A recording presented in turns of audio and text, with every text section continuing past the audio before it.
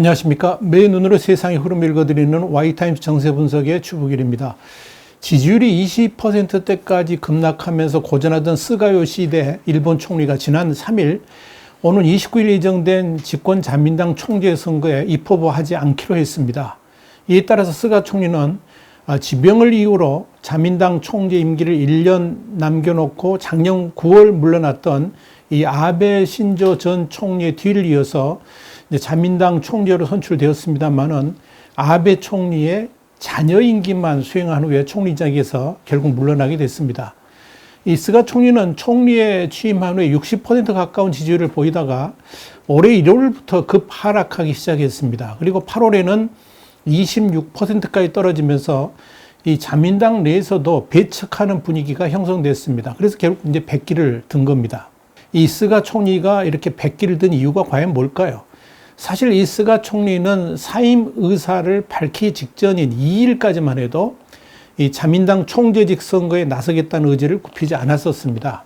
일본은 내각제라서 집권 여당인 자민당 총재가 되면 곧바로 총리직에 취임하게 됩니다. 그래서 지난 8월 말까지만 해도 다가오는 자민당 총재 선거에 기시다 후미오 전 자민당 정무조사회장과 함께 양강 구도를 형성해서 나서게 되지 않겠느냐, 그렇게 알려졌었습니다. 그랬던 스가 총리가 2일 밤에 갑자기 마음을 바꿔서 불출마하기로 했습니다. 자, 그렇다면 2일 하루 동안 무슨 일이 있었을까요? 가장 큰 요인은 전 총리였던 아베의 분노 때문인 것으로 보입니다. 지난해 12월 3일 일본 도쿄지검 특수부가 이 아베 신조 전 일본 총리의 재임 중 의혹을 조사하기 위해서 아베 전 총리에게 임의 사정 청취, 그러니까 조사를 요청했다, 이런 보도가 나왔습니다. 아베 총리가 국가 행사인 벚꽃을 보는 모임 전야제에서 자신의 지지자들을 고급 호텔로 불러가지고 그 비용의 일부를 대납했다, 이른바 이 벚꽃 스캔들과 관련해서 그렇습니다.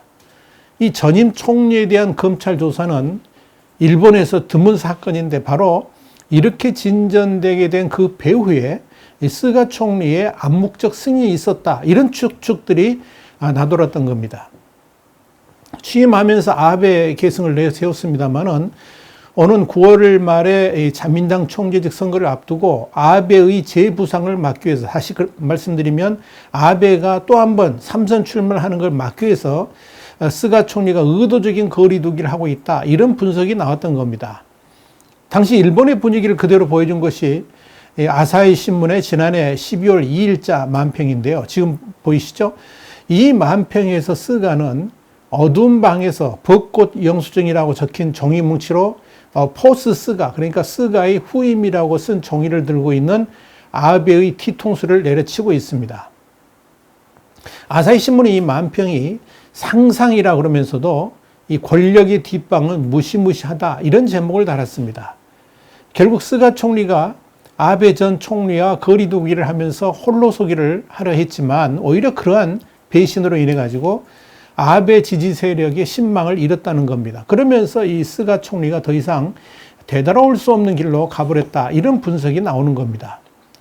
여기에 스가 총리의 무능도 한몫했습니다. 스가 총리 일본 언론에서 정의가 없으면 동공지진이 일어난다, 이런 평가를 받습니다. 국회 출석에서도 민감한 질문이 나올 때마다 보좌진이 써준 종이를 그대로 읽는 그런 답변 스타일이 문제가 된 겁니다. 그래서 일본 언론은 스가를 가리켜서 대독 총리냐 그러면서 비아냥거렸습니다. 한심하다, 자신의 말로 정치인의 의견을 피력하는 게 총리 역할 아닌가, 이런 비판도 받았었습니다. 여기 올해 6월에는 일본을 대표하는 싱크탱크인 니세이 기초연구소의 야지마 야스히데 수석 이코노미스트가 이런 말을 했습니다. 스가 요시히데 일본 총리 정부의 포스트 코로나 정책 부재가 얼마 남지 않은 일본의 강점들마저도 망가뜨리고 있다라고 강력하게 비판한 일이 벌어진 겁니다. 그는 6월 18일 일본 외신기자센터 주최로 열린 온라인 기자간담회에서 스가 내각의 양대 핵심 정책인 디지털화, 그리고 탈석탄화의 허구성, 그리고 또 미중 패권 전쟁에 대응하는 일본의 모순된 전략을 조목조목 비판했습니다. 파급 효과는 컸습니다. 급기야 8월 들어서 심각한 건강 이상설까지 흘러나왔습니다. 8월 6일 히로시마에서 열린 이 원폭 희생자 유령 평화 기원식 행사에서 연설 원고를 단 한 단락 통째로 빼먹고 읽어가지고 논란이 됐습니다. 그러면서 언론에서는 총리 눈에서 힘이 떨어졌다, 이런 측근의 말을 인용해서 보도하기도 했었습니다. 자, 그러면서 이 자민당 내에서 본격적으로 이 총리 교체설이 나오기 시작한 겁니다. 사실상 일본의 집권 여당 자민당 총재 선거는 결국 당내 파벌들의 지지로 결정이 됩니다. 키를 쥐고 있는 것은 이 당내 최대 계파인 호소다파 96명인데요. 여기에 절대적 영향력을 가진 인물이 바로 아베 전 총리입니다. 그리고 두 번째로 큰 파벌이 이 아소파인데 쉬운 4명인데요. 여기에 수장은 아소다로 부총리입니다. 그런데 이 두 계파가 모두 스가 총리로부터 돌아서 버린 겁니다. 그리고 스가 총리에게 지난 2일 최종적으로 아베 전 총리 등의 주요 계파가 스가 총리를 지원하지 않을 것이라는 통보를 했다는 겁니다. 그 통보를 받은 후에 결국 스가 총리가 총재 선거 입 후보를 포기했다는 겁니다. 가족도 사퇴를 강하게 권유했다, 이렇게 요미우리 신문은 전하고 있습니다. 당내 분위기가 이렇게 스가 총리에 대한 지지 세력은 거의 보이지 않고 이 반대 세력들이 대세를 잡게 된 것은 이 다가오는 중요한 선거에서 기존보다 수십 석 줄어들 것이고 의회 내에 단독 과반을 확보하지 못하게 될 것이다, 이런 정세 조사 결과가 나오면서 당내 동요가 확산된 탓입니다. 특히 이 스가 총리 취임 이후에 실시된 여야 대결 구도의 선거가 8차례 있었는데 자민당이 사실상 전패를 한 셈입니다. 그래가지고 당내 분위기가 아주 무거웠었습니다. 그래서 스가로는 안 된다는 여론이 당내를 지배하게 된 거죠. 이런 상황에서 자민당 내에 계파들의 지원도 없으니까 스가의 몰락은 사실상 예상된 바였습니다. 일본의 니케이는 지난 3일 이 스가 총리를 사임하게 만든 결정적 순간 3가지라는 제목의 기사가 실렸었는데요. 여기에는 첫째, 중요한 해상 시기를 지난해 가을 코로나 본격 확산 전으로 잡았어야 되는데 시기를 놓쳤다, 이게 중요한 원인이다 그랬습니다. 두 번째는 코로나 팬데믹에 대한 대응 실패를 꼽았습니다. 스가 총리는 이 올림픽 개최를 통해서 지지율 상승을 노렸습니다만은 이 올림픽 기간 중에 코로나 팬데믹이 더 확산되면서 모든 기회를 놓치고 말았다 하는 이야기입니다. 그리고 이제 세 번째 결정적인 실수가 뭐냐면 지난 8월 22일에 이 요코하마 시장 선거에서의 패배입니다. 그래가지고 스가는 급격하게 힘을 잃기 시작했다는 겁니다. 한편 일본 내 여론도 스가 총리의 퇴진에 대해서 호의적입니다. 교도통신이 4일과 5일 일본 유권자들을 상대로 해가지고 실시한 전화 여론조사를 보니까요, 응답자의 56.7%가 스가 총리가 물러나겠다는 의향을 표명한 것에 대해서 퇴진은 당연하다, 이렇게 반응을 했고요.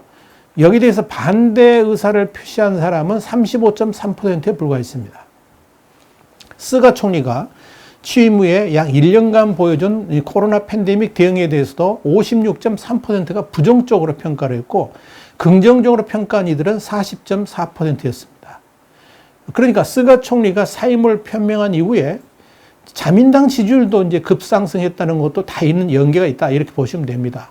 6일 교도통신이 일본 유권자를 상대로 4일과 5일 실시한 전화 여론조사 결과를 발표한 내용을 보니까 집권 자민당 지지율이 46.0%로 지난달 14일, 16일 조사 때보다 6.5%포인트 상승했습니다.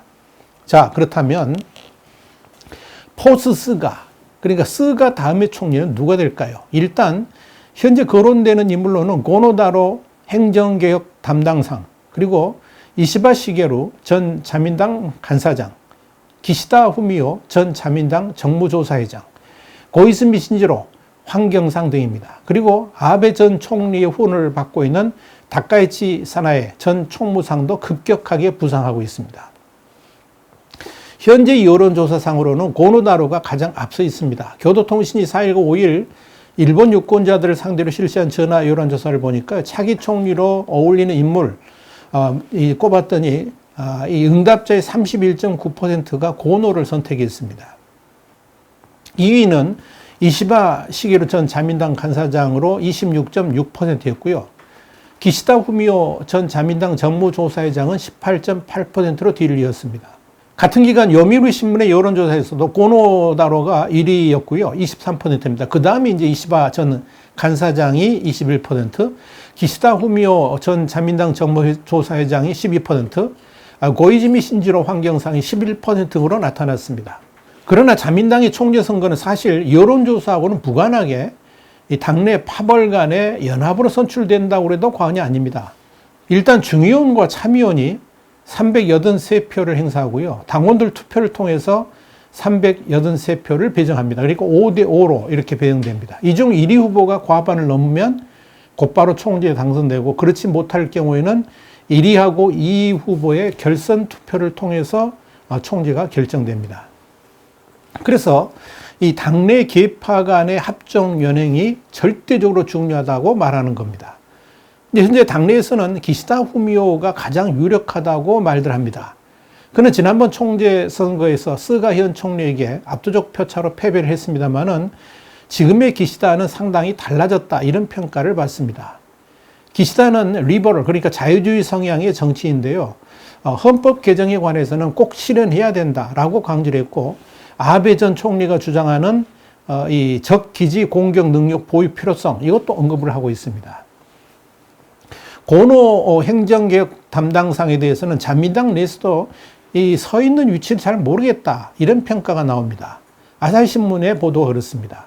그는 당내 보수 파벌인 아소파 소속입니다만은 당의 정책과는 다른 탈원전이라든지 이 보수층이 반대하는 모계 일항을 검토하자고 주장한 바 있습니다. 그리고 이시바 시게루 전 자민당 간사장은 국민적 지지는 없습니다만은 당내 지지가 낮다는 한계가 있습니다. 이번에 이제 이걸 어떻게 극복할지가 관건입니다. 특히 그는 아베 노선하고는 선을 긋는 대표적인 정치인입니다. 또한 최근 들어서 갑자기 부상하는 다카이치 사나에 전 총무상을 주목할 필요가 있습니다. 그가 바로 아베 신조 전 일본 총리의 영향력을 등에 업고 총리직에 도전할 것으로 보이기 때문에 그렇습니다. 특히 그는 이 A급 전범이 합사된 야스쿠니 신사의 단골 참배객이기도 합니다. 그래서 아베의 지지를 얻은 것으로 보이고요. 이 자민당 최대 파벌인 호수다파에서 복수의 의원들이 이 다카이치의 추천으로 나서기로 한 것으로 알려졌습니다. 이 다카이치가 입후보를 하면 1955년 자민당 창당 이후에 총재 선거에 출마한 두 번째 여성 정치인이 됩니다. 그러나 현재로서는 다카이치가 총재에 당선될지는 불투명합니다. 여론의 지지도 극히 낮기 때문에 그렇습니다. 사실 이번 일본 자민당의 총재 선거에 지대한 관심을 쏟는 나라는 아무래도 미국일 겁니다. 조 바이든 대통령이 과거에 오바마 대통령 시절 부통령으로 있을 때 일본의 내각은 5번이나 바뀌었습니다. 그것도 자민당에서 민주당으로 넘어가는 일까지 벌어져 가지고 곤혹을 치른 경험이 있습니다. 그러면서 동맹을 강화할 기회를 잃었던 거죠. 자, 이런 경험 때문에 바이든 대통령은 취임하자마자 스가 총리와 미일 동맹 강화를 추구했던 겁니다. 그런데 차기 총리가 또 누구냐에 따라서 이 동맹이 흔들릴 수 있다 그러면 미국의 인도태평양 전략 구상도 상당한 문제에 봉착할 수 있습니다. 그렇기 때문에 이 스가 총리가 사임을 발표하자마자 미국 정가는 차기 총리 후보군에 대한 탐색에 열심입니다. 그러나 다행인 것은 유력한 총리 후보들이 미국에 다 낯이 익은 인물들이라는 점에서 미국은 안도하고 있다, 이렇게 일본의 니케이가 4일 보도를 했습니다. 니케이는 특히 아베 전 총리가 자민당을 장악하고 있다는 사실에 대해서 환영할 만한 일이다, 이렇게 밝혔다고 워싱턴의 소식통을 인용해서 보도를 했습니다. 중국 역시 일본의 자민당 총재 선거에 깊은 관심을 표명하고 있습니다. 아무리 일본 자민당의 전반적 흐름이 반중측미이기는 합니다만은 누가 총리가 되냐에 따라서 중국과의 관계가 호전될 수도 있다고 판단하기 때문에 그렇습니다. 물론 공식적으로는 절제되고 원론적인 반응을 내비치고 있습니다.